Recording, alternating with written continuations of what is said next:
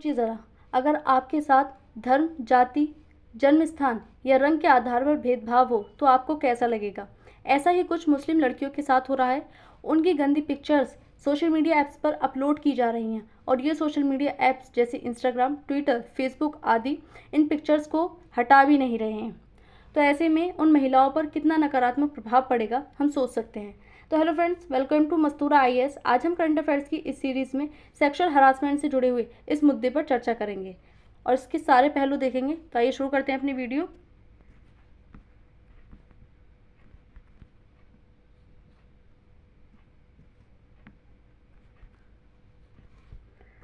तो जैसे कि खबर आ रही है, एआई, इस्लामोफोबिया और बिग टेक की चुप्पी।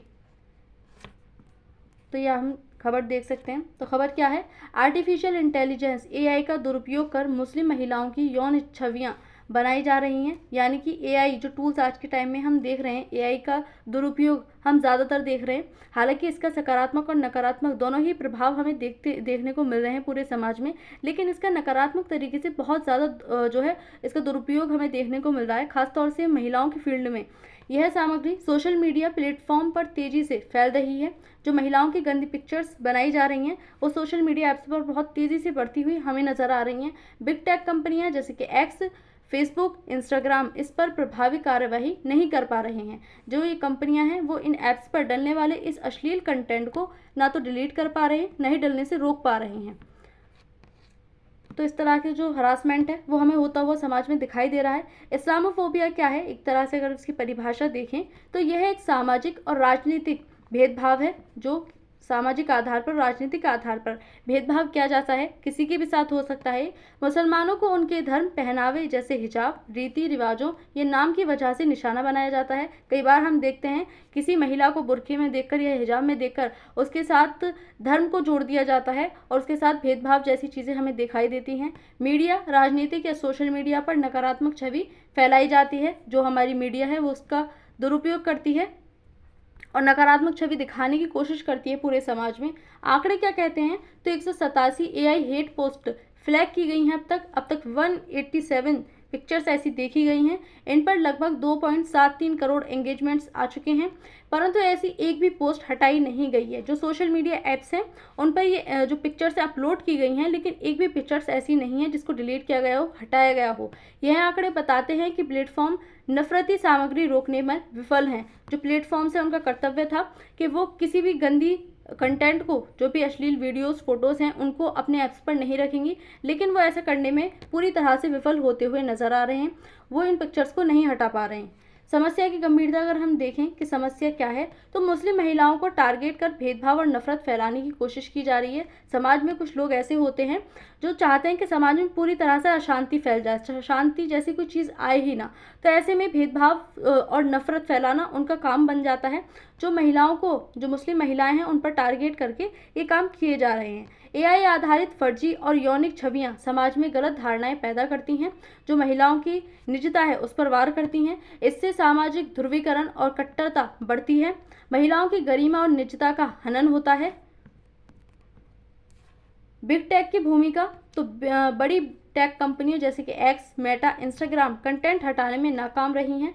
जो ये कंपनियां हैं उन पर डलने वाली अश्लील वीडियो, फोटोज़ उनको ये नहीं हटा पा रही हैं और ना ही इनको डलने से रोक पा रही हैं। उनके पास नीतियां तो हैं लेकिन प्रवर्तन कमज़ोर है, यानी उनको लागू नहीं किया जाता है। हमने इनके लिए बहुत सारी नीतियां देखी। हमारे देश में बहुत सारे कानून हैं जो इस तरह की अश्लीलता को रोकने के लिए बनाए गए हैं, लेकिन फिर भी इस तरह की अश्लील वीडियोज़, फोटोज़ हम नहीं रोक पा रहे हैं। जो कंपनियाँ हैं वो इसमें जो है अपना पूरी प्रक्रिया निभाने में विफल होती हुई नजर आ रही हैं। विज्ञापन और एंगेजमेंट बढ़ाने के कारण सख्ती से बचना इन कंपनियों की एक कमजोरी बन गई है। जो कंपनियां हैं वो अपनी रेटिंग बढ़ाने के लिए अश्लील जो कंटेंट है उसको भी डिलीट नहीं कर रही हैं। अपने ऐप की रेटिंग बढ़ाने के लिए अश्लील कंटेंट भी ऐप पर पड़ा रहने देती हैं, यानी कि उसको हटाती नहीं हैं, उसको डिलीट नहीं करती हैं और ना ही डलने से उसको रोकती हैं। अब इसके प्रभाव क्या पड़ेंगे, तो सामाजिक प्रभाव अगर हम देखें इसके, तो मुस्लिम महिलाओं की गरिमा और निजता का हनन है। ये मुस्लिम महिलाओं, चाहे महिला किसी भी धर्म की हो, किसी भी जाति की हो, उसकी गरिमा बनी रहनी चाहिए, क्योंकि वो सबसे पहले एक महिला है। समाज में भेदभाव और कट्टरता बढ़ती जा रही है, जो समाज है उसमें भेदभाव जैसी चीज़ें, असमानता हमें दिखाई दे रही है, बंटवारा समाज का होता हुआ नजर आ रहा है, समुदायों के बीच अविश्वास और टकराव पैदा होते हैं। इस प्रकार की जो गतिविधियां हैं उनसे क्या होता है कि समाज में अविश्वास पैदा हो जाता है। दोनों ही जो समाज के तबके हैं, चाहे कितने भी हों, वो आपस में एक दूसरे पर भरोसा नहीं करते। राजनीतिक प्रभाव इससे पड़ता है, नफरत फैलाने वाली सामग्री से ध्रुवीकरण होता है। लोकतंत्र पर नकारात्मक प्रभाव पड़ता है। जो लोकतंत्र है उसमें सभी की गरिमा, सभी की स्वतंत्रता तथा सभी की समानता के अधिकार से जो पूरा लोकतंत्र है वो बनता है। लेकिन ऐसे में यदि एक भी तबके के साथ कोई भी भेदभाव होता है तो वो पूरे लोकतंत्र की कमजोरी होती है। और हमारा देश एक लोकतांत्रिक देश है, एक डेमोक्रेटिक देश है। तो ऐसे में जो हमारा देश है ये उस पूरे देश के लिए खतरा है। मनोवैज्ञानिक प्रभाव अगर हम इसके देखें तो महिलाओं पर मानसिक दबाव और सुरक्षा की चिंता है। जो महिलाएं हैं उन पर हेल्थ इशू इससे बढ़ता है, क्योंकि हम जानते हैं किसी भी महिला के लिए उसकी निजता सबसे ज़्यादा ज़रूरी होती है। लेकिन ऐसे में जब अश्लील वीडियोज़ और फोटोज़ सोशल मीडिया पर डलती हैं तो उसके लिए काफ़ी ये प्रेशर बन जाता है। उसकी जो मानसिक दबाव है उस पर बहुत ज़्यादा प्रभाव पड़ता है। ऑनलाइन उत्पीड़न और डर का माहौल बना रहता है। जो महिलाएं हैं फिर ऑनलाइन आना भी पसंद नहीं करती हैं, अपनी पिक्चर्स अपलोड नहीं कर पाती हैं, अपनी जो पूरी स्वतंत्रता है उसको पूरी तरह से नहीं निभा पाती हैं। अंतर्राष्ट्रीय प्रभाव इसके देखने को मिल सकते हैं। भारत की छवि को नुकसान होगा। जो भारत की इंटरनेशनल में छवि बनी हुई है डेमोक्रेसी को लेकर के, इससे क्या होगा कि भारत के लोकतंत्र पर उंगलियां उठेंगी। जो बाहर के विदेशी मतलब जो बाहर वाले देश हैं वो भारत की लोकतांत्रिक व्यवस्था पर उंगलियां उठाएंगे। अल्पसंख्यकों के अधिकारों का हनन होगा। जो हमारे देश में अल्पसंख्यकों को अधिकार दिए गए हैं, हमारे संविधान में मौलिक अधिकार के अंतर्गत अल्पसंख्यकों के अधिकारों को रखा गया है, उनके अधिकारों का ये हनन होता है। सोशल मीडिया कंपनियों की विश्वसनीयता पर प्रभाव पड़ेगा। जो सोशल मीडिया अपनी विश्वसनीयता है उन कंपनियों की, उस पर नकारात्मक प्रभाव हमें देखने को मिलेगा। जो महिलाएं हैं वो इस जो ऐप्स हैं उनको ज़्यादा मतलब इनसे बचने की कोशिश करेंगी, इन पर जो है जाना पसंद नहीं करेंगी। तो इससे क्या है कि इन जो सोशल मीडिया की रेटिंग है वो गिरने की भी चांसेस हैं। संभावित समाधान क्या हो सकते हैं इसके? तो सरकार को सोशल मीडिया कंपनियों द्वारा कड़े नियम लागू किए जाने चाहिए। जो सरकार है उसको पहले से ही नियम काफ़ी सारे लागू हैं सोशल मीडिया जो कंपनियां हैं, जो ऐप्स हैं उनको लेकर के, लेकिन वो सही प्रकार से लागू नहीं होते हैं। वो केवल क्या है कि एक नियम ही बनकर रह गए हैं। तो नियम तब ज़्यादा मायने करते हैं जब उनको लागू किया जाता है सामाजिक स्तर पर। एआई आधारित फेक कंटेंट की पहचान और रोकथाम के लिए टेक्नोलॉजी विकसित करनी चाहिए। जिस प्रकार से एआई का दुरुपयोग किया जा रहा है, अगर एआई को इसी एआई से सही प्रयोग करके जो है इस प्रकार के अश्लील कंटेंट को छाट करके उसको डिलीट किया जाए और ऐसे कंटेंट को डलने से रोका जाए तो वो ज़्यादा बेहतर होगा। पूरे समाज में जो है एक स्थिरता आएगी और जो ऐप्स हैं उस पर गंदगी फैलने से रुक पाएगी। सख्त दंड और कानूनी कार्यवाही होनी चाहिए ऐसे कंटेंट डालने वालों के खिलाफ। जो इस प्रकार के कंटेंट डालते हैं उनकी पहचान होनी चाहिए कि किसने कंटेंट डाला है, तथा उनके खिलाफ जो है तुरंत एक्शन लिया जाना चाहिए सरकार के द्वारा और उनके जो है कड़ा से कड़ा दंड दिया जाना चाहिए। समाज में डिजिटल साक्षरता और जागरूकता बढ़ाई जानी चाहिए। सही प्रकार से इस डिजिटल का जो उपयोग है वो किया जाना चाहिए युवाओं के द्वारा, पूरे समाज के द्वारा। इस तरह की जागरूकता जो है समाज को बढ़ानी चाहिए। संविधान में अधिकार अगर हम देखें कि क्या अधिकार हैं निजता को लेकर के, समानता को लेकर के, तो समानता का अधिकार सबसे पहले हमारे मौलिक अधिकारों के अंतर्गत आता है, जो कि है अनुच्छेद 14 से 18। क्योंकि जो हमारा संविधान है वो सभी को समान लेकर के चलता है। हमारे देश में इतनी डाइवर्सिटी है, विविधता है, उसको लेकर के क्या है कि हमारे जो संविधान सभा के कर्ता थे उन्होंने सभी को मौलिक अधिकार दिए, जो कि हमें जो हमारा संविधान है उसके भाग नंबर 3 में दिखाई देते हैं। तो इसमें सबसे पहला जो हमें समानता का अधिकार दिखाई देता है वो अनुच्छेद 14 से 18 के बीच में दिखाई देता है, जिसमें किसी भी व्यक्ति के साथ जाति, धर्म, लिंग व जन्म स्थान के आदि के आधार पर जो है कोई भी या किसी भी प्रकार का भेदभाव नहीं किया जा सकता। कोई भी व्यक्ति है वो किसी भी जाति से बिलोंग करता हो, किसी भी धर्म से हो, किसी भी लिंग का हो, किसी भी जन्म स्थान जो है उसका वो रहा हो, इससे कोई फर्क नहीं पड़ता। सभी को समान अधिकार दिए गए हैं हमारे देश में। किसी भी प्रकार का किसी के साथ कोई भेदभाव नहीं किया जा सकता। इन सभी आधारों पर या किसी भी आधार पर किसी के साथ भेदभाव नहीं किया जाएगा। एक समाज में जो हमारा देश है उसमें सभी को समानता दी जाएगी। स्वतंत्रता का अधिकार हमारे संविधान में दिया गया है, जो कि अनुच्छेद 1922 के अंतर्गत रखा गया है। तो सभी को अभिव्यक्ति की आज़ादी है, यानी कि सभी को अपने विचारों को रखने की आज़ादी है, जो हमारा अनुच्छेद 19 कहता है कहीं भी आने जाने की आज़ादी है, कहीं भी घूमने की आज़ादी है, अपने विचारों को रखने की आज़ादी है। अपराधों के खिलाफ व जीवन रक्षा के अधिकार हैं जो अनुच्छेद 19 से 22 के अंतर्गत आते हैं। अपनी जीवन रक्षा का अधिकार हमें अनुच्छेद 21 में दिखाई देता है।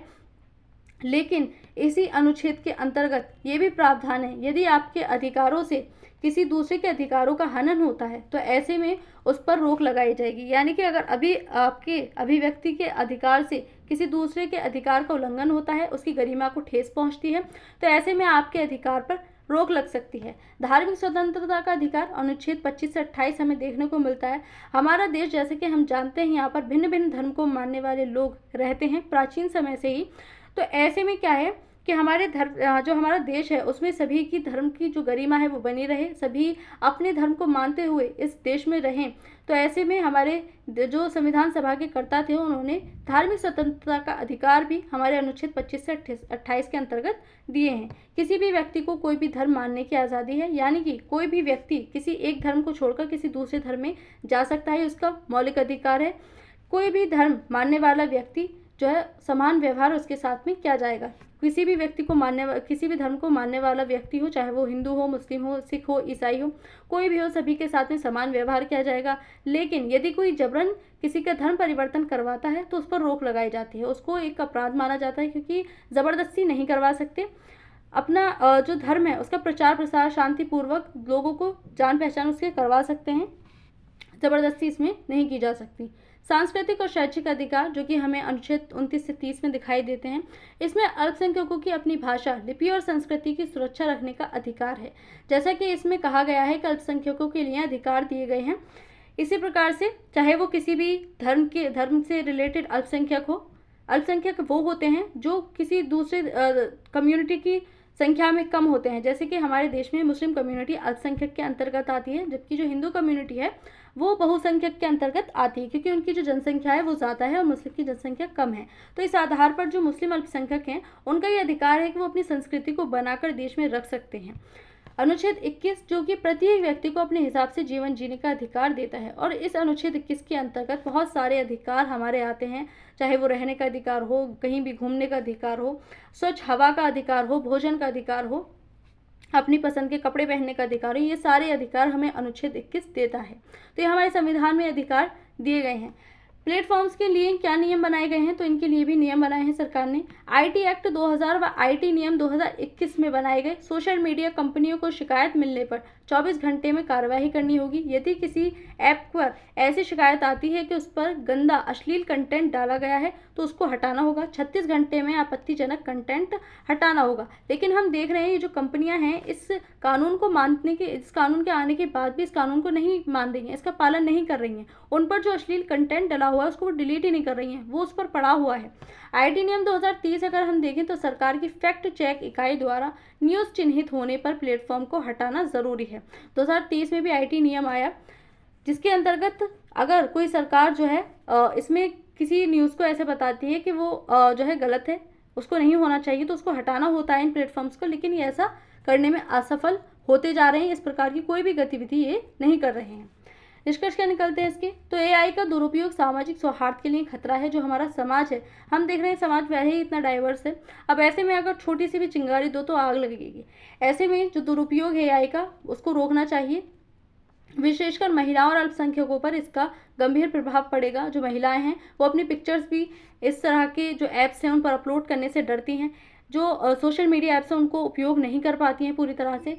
इसीलिए क्या है कि इनके जो है महिलाओं के अधिकार हैं, जो अल्पसंख्यकों के अधिकार हैं, उनको बनाए रखना चाहिए। और इस प्रकार की जो अश्लील कंटेंट है उनको डलने से रोकना चाहिए, और जो कंटेंट डल गया है उनको डिलीट करना चाहिए, और कंटेंट डालने वालों के खिलाफ सख्त कार्रवाई करनी चाहिए। तकनीकी कंपनियों और सरकार को मिलकर समाधान निकालना होगा। न केवल ये कंपनियों का कर्तव्य है बल्कि सरकार का और पूरे समाज का कर्तव्य है। और समाज को अपनी सोच ऐसी विकसित करनी होगी कि जो सभी व्यक्ति हैं उसकी गरिमा, उनकी जो गरिमा है वो बनी रहे, और किसी भी प्रकार का, किसी के भी खिलाफ इस प्रकार का जो गंदा कंटेंट है उसको नहीं डालना चाहिए।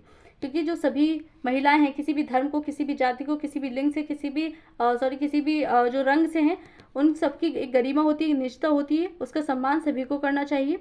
तभी समाज हमारा जो पूरा देश है वो आगे बढ़ सकता है। तो आज की इस न्यूज़ में इतना ही। Thank you.